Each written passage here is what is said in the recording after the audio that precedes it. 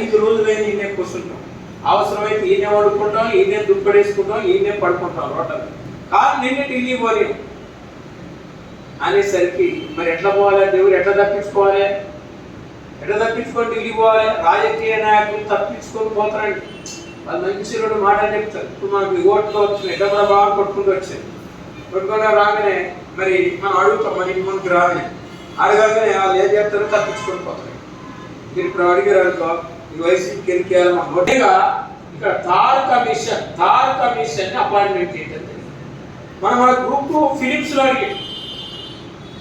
ఫిలిమ్స్లో ఏమడిగాడంటే భారతదేశంలో మొట్టమొదటిసారిగా భాషా సంయుక్త రాష్ట్రాలపై వేసిన కమిటీ ఏంటంటే థార్ కమిషన్. కానీ గ్రూపులో అలాగే లింగ్విస్టిక్ కమిటీని ఎవరి నేతృత్వంలో వేయటం జరిగిందని అడిగాడు.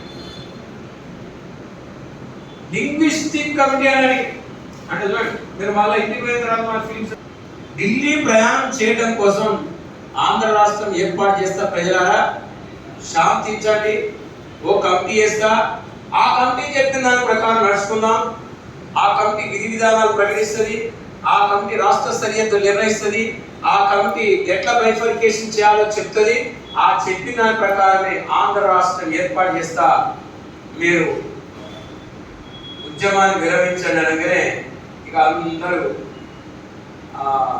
ఆంధ్ర రాష్ట్ర ఏర్పాటు అంటారు. మరి 1948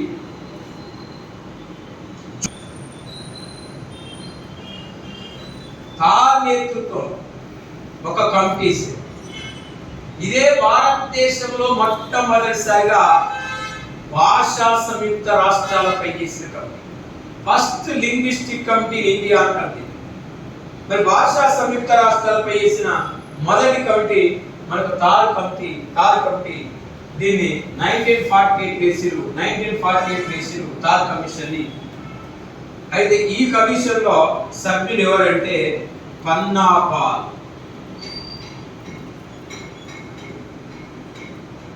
జగత్ నారాయణ్. పన్నాపాల్ అండ్ జగత్ నారాయణ్ థార్ కమిషన్. మరి పన్నాపాల్ అండ్ జగత్ నారాయణ్ థార్ కమిషన్ లో సభ్యులు. వద్దా ఇవాళ వద్దా అని స్టడీ చేయాలి. మరి మద్రాస్ రాష్ట్రంలో ఆంధ్ర రాయలసీమ భాగమైనప్పుడు మద్రాస్ రాష్ట్రానికి రాజధాని మద్రాసే. చెన్నై అంటే ఇప్పుడు మద్రాస్. దక్షిణ భారతదేశం మనంతా మద్రాస్ రాష్ట్రాన్ని రాయలసీమ సిద్ధంగా ఉన్నారా? లేరు. ఏమంటాడు? మద్రాసు రాజధానితో కూడిన ఆంధ్ర రాష్ట్రం కావాలి మాకు రాజధాని ఏంటిది అంటే తమిళలోకి ఏంటిది? మరి రాజధాని వాళ్ళు ఇడిపోయిన లేదు. మద్రాసు రాజధానితో కూడిన ఆంధ్ర రాష్ట్రం కావాలంటే తమిళోడు ఎలా అంతు చిక్కని మనుషులు వాళ్ళు.